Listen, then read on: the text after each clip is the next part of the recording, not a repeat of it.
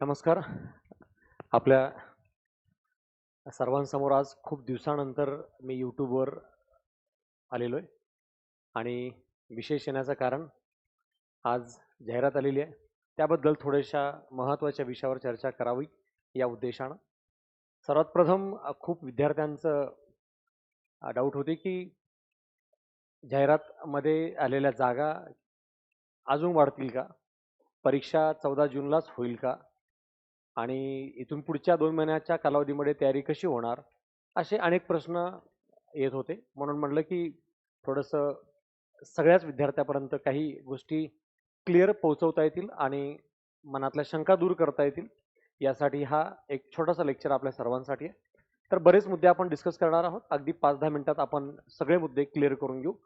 पहिला महत्त्वाचा मुद्दा की हे जागांबद्दलचा. एक्सपेक्टेड जेवढ्या आहेत जागा त्यापेक्षा खूप कमी आलेल्या दिसतायत आणि अजून जास्त जागा येणं अपेक्षित होतं. पण हे प्रत्यक्षदर्शी बघितला तर अनेक दिवसापासून जागांची चालू असलेली मागणी, शासनाकडूनचा तो तसाच पाठपुरावा, डिले होणे, ह्या सगळ्या गोष्टी चालू होत्या. पण तुम्हाला लास्ट इयरला अनुभव मिळालेला आहे आणि त्यामध्ये आपण बघितलं की जागा अगोदर किती कमी होत्या, त्यानंतर जागा अचानक कशा प्री नंतर वाढल्या, कंबाईन प्रीचा निकाल लागण्याच्या अगोदर आणि भरमसाठ बऱ्याच जागा राज्यसेवेमध्ये पण वाढल्या, फॉरेस्टमध्ये वाढल्या, अशा प्रत्येक सेक्शननुसार अचानक वाढलेल्या दिसतात. म्हणून मग आता इथंही जागा वाढणार, मग कसं नसतं म्हणतं टेन्शन नाही, भरपूर एवढ्या जागा असतील तर मग मी चांगला अभ्यास करेल, असं काहीही समजूनच अभ्यास करण्याच्या भानगडी पडू नका. आत्ता याच्यावर विश्वास ठेवा की ह्या जागा आहेत 552. पुढे वाढतील ते वाढतील आहे. ते ते पुढे टप्प्याटप्प्यानं जे होणार आहे ते होणार आहे. नाही पण एवढ्या जागांमध्ये मी कसं फाईट करू हे सत्य आहे. की एवढ्या जागांमध्ये फाईट करावं लागतंय. तसं आपण यूपीएससीमध्ये पण बघतो. 800-900 जागा असतात. ऑल इंडिया 3 लाखांचं कॉम्पिटिशन असतं. तसं महाराष्ट्रामध्ये एमपीएससीमध्येही तसंच कॉम्पिटिशन झालेलं आहे. पण हे वास्तव स्वीकारावं लागतं आणि आपल्याला या माध्यमातून ह्या जागांवरती प्रत्यक्ष हाच घटक अनुभव पाहणं आवश्यक आहे. पण पॉझिटिव्हिटी तुम्हाला प्रत्यक्ष पुरावा काय आहे की लास्ट इयरला जेवढ्या जागा होत्या त्याच्यामध्ये बऱ्याच डबलच्या आसपास जागा वाढलेल्या दिसतायत. वेगवेगळ्या संवर्गानुसार बऱ्याच जागा वाढलेल्या दिसतात.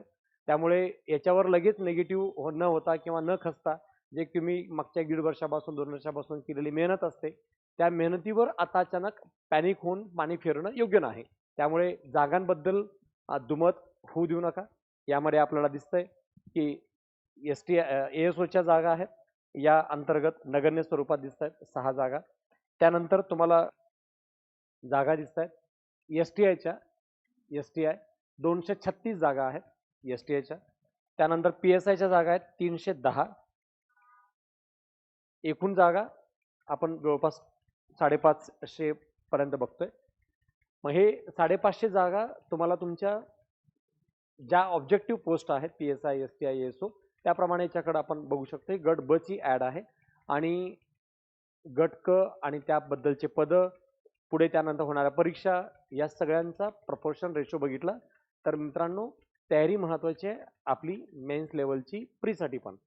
आणि आपल्याला आपला वेळ युटिलाइज करणं जरुरी आहे. जागा येत राहतात, कमी अधिक होतात, पण आपली गुणवत्ता यादीत येण्या एवढी तयारी आहे का, याप्रमाणे प्रपोर्शन बघावं लागतो. पण मग तुम्ही आता म्हणाल की सर जागा एवढ्या कमी आहेत, मग गुणवत्ता यादी तर किती जास्त लागते. आता यावरून आपल्याला अनुभव येतो. लास्ट टू लास्ट इयरला ऑलमोस्ट कंबाईन प्रीचा कट ऑफ मेरिट हा 61-62ला लागला होता आणि यावर्षी कंबाईन गट ब चा मेरिट 51-51.5च्या आसपास लागला. जे दरवर्षी इथून मेरिट वाढतच जाईल अशा पद्धतीने प्रीचं कट ऑफ होत चाललंय असं दिसत होतं. पण कट ऑफ डायरेक्टली 10 क्वेश्चन्सनी खाली आला. मग यातून काय शिकायला मिळतंय? कट ऑफ मेरिटचा मी आत्ताच विचार करून याबद्दलच्या तयारीबद्दल काही पॅनिक होण्याची गरज नाही. कारण कसं कट ऑफ लागेल हे फक्त जागाच नाही ठरवत, त्या वर्षाचा पेपरही ठरवतो. पेपर कसा आहे, पेपरच्या अगोदर असलेला वेळ किती होता, त्यावेळेस कॉम्पिटिशन कसं होतं, जुन्या विद्यार्थ्यांचं प्रपोर्शन पार्टिसिपेशन कसं होतं, हे सगळ्या गोष्टी मॅटर करतात. त्यामुळे आत्ता मला 2 महिन्यात तयारी करून एवढे मार्क येतील का, तेवढे येतील का, असं विचार करण्याचा ऑप्शन नाही. जर तुम्ही गेल्या 4-5 महिन्यापासून 2-4 महिन्यापासून अभ्यास करताय, मागच्या 1.5 वर्षातून तुम्ही कुठल्या ना कुठल्या प्री मेन्स दिले, तर आता याच्यावरून पुन्हा पॅनिक होण्याचा ऑप्शन नाहीये. आयोगाने आपल्या शेड्यूलप्रमाणे आपलं काम चालू ठेवलंय. 14 जूनची तारीख ऑलरेडी डिसाइडेड होती.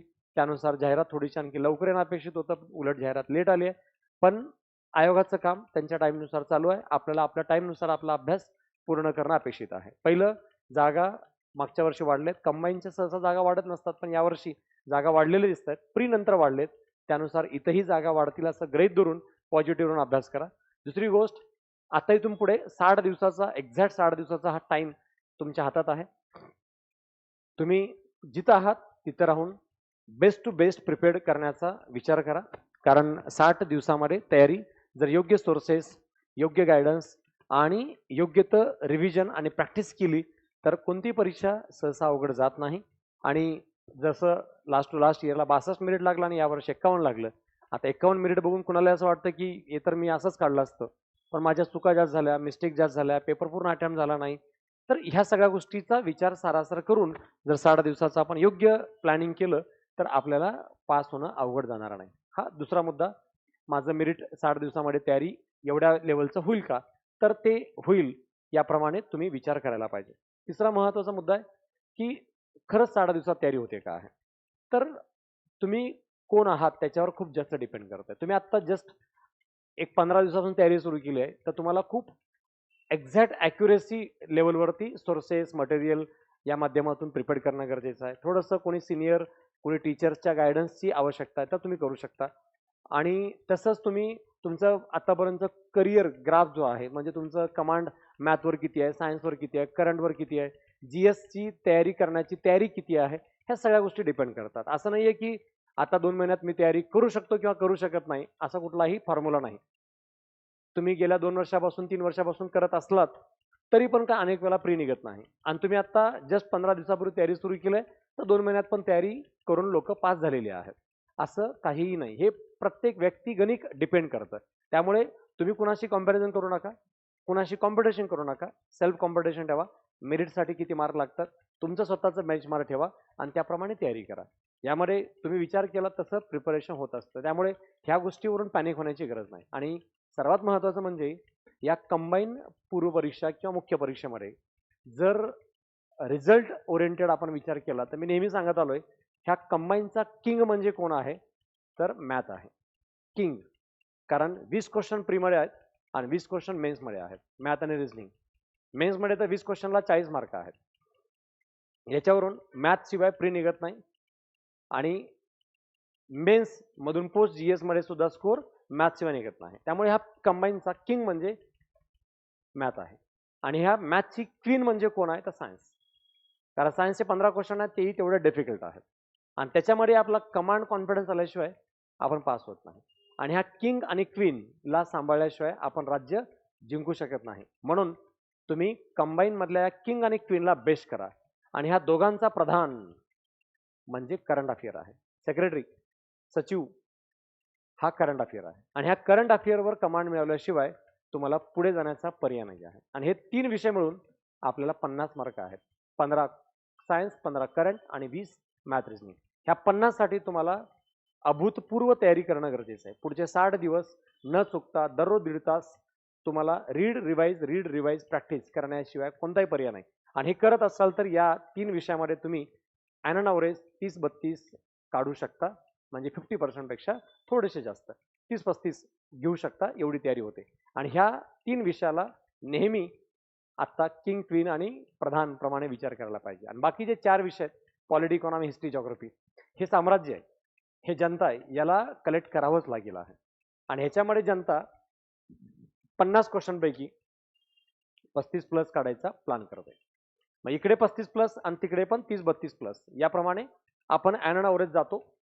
ते 62, 63, 65च्या आसपास निगेटिव्ह करून तुम्ही ॲव्हरेज 60च्या आसपास आलात तर तुम्ही इन झोनमध्ये राहणं पॉसिबल आहे. पण पुन्हा कुठल्याही वेनं पॅनिक न होता थोडंसं राईट वेनं विचार करा. लगेच घाई करू नका की आता येऊ करेंगे 60 दिवसात मी कसं होणार, एकदमच असं ओव्हरलोडेड घेऊन 12-18 तास काहीतरी करायचा प्लॅन करू नका. शांतीत घ्या. एक एक विषयाला एक एक सोर्स ठेवा. आयोगाच्या PYQचा सेट ठेवा. दररोज PYQ पाहत चला. पेपरची प्रॅक्टिस करा. रिव्हिजनला मॅक्स भर द्या. आणि एका विषयाला एक रेफरन्स ठेवून रीडिंग करण्याचा एकाच वेळेला विचार करा. आणि ह्या सगळ्या गोष्टी आता पॅनिक होऊन पुढे काम करायला सुरू करण्याच्या अगोदर महत्त्वाची गोष्ट ती म्हणजे फॉर्म काळजीपूर्वक भरा. खूप लोकांचे फॉर्म छोट्या छोट्या मिस्टेकमुळे चुकलेले आहेत. कधी आपले डॉक्युमेंट अपडेट नसतात, कधी आपल्या प्रोफाईलमध्ये योग्य ती माहिती भरली नसते. म्हणजे तुमची हाईट, वेट, चेस्ट ह्या सगळ्या गोष्टी आपण रँडम टाकलेल्या असतात. त्यामुळे प्रोफाईल व्यवस्थित बघा. तुमचे डॉक्युमेंट काढलेले आहेत का बघा. डॉक्युमेंट अपडेट आहेत का बघा. कॅटेगरी वाईज सर्टिफिकेट किंवा तुमचे मार्कशीट, डिग्री सर्टिफिकेट ह्या सगळ्या गोष्टी, जसं की टायपिंगचं सर्टिफिकेट, ह्या सगळ्या गोष्टी काय काय आहे थोडंसं ते व्यवस्थित चेक करा. 2 दिवस जाऊ द्या. डॉक्युमेंट व्यवस्थित बघा. उद्यापासून फॉर्म भरायचा डेट 10 एप्रिलपासून सुरुवात होते. 30 एप्रिल लास्ट डेट आहे. आणि या पद्धतीने तुमच्याकडं कुठले डॉक्युमेंट नसतील तरी काढण्या एवढा वेळ आहे. पण ठरवले ना तुम्ही ही परीक्षा पास व्हायचं आहे, करायचं आहे, आणि यासाठी गेल्या 2-4 महिन्यापासून कधी तयारी सुरू केली आहे, आत्ता 1 महिन्यापासून तयारी सुरू केली आहे, तर थोडंसं शांतपणे शिस्तबद्ध पद्धतीने याबद्दल विचार करा. कुणाला तरी विचारा.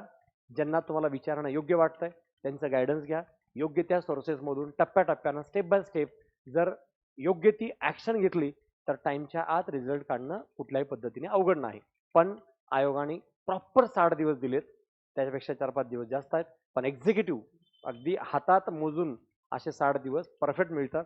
आणि हे कोण्याही एक ॲव्हरेज विद्यार्थ्याला जर प्लॅनड पद्धतीने योग्य अभ्यास केला तर रिझल्ट काढणं कुठल्याही पद्धतीने अवघड नाही. या विषयावर सविस्तर चर्चा करण्यासाठी 1-2 दिवसात मी ऑफलाईन ऑनलाईन बरंच विशेष लेक्चर घेतोय, ज्या माध्यमातून या तयारीबद्दल आपण सविस्तर चर्चा करू. पण थोडंसं काही गोष्टी या ॲडकडे बघून जे शंकास्पद वाटत होत्या त्याबद्दल थोडंसं चर्चा निरसन व्हावं, यासाठी हा एक छोटासा प्रयत्न आपल्या सगळ्या विद्यार्थ्यांच्या माध्यमातून संवादाचा हा एक घटक होता आहे. पुन्हा भेटू. All the best. तयारी चालू ठेवा आणि काळजीपूर्वक फॉर्म भरा. थँक्यू.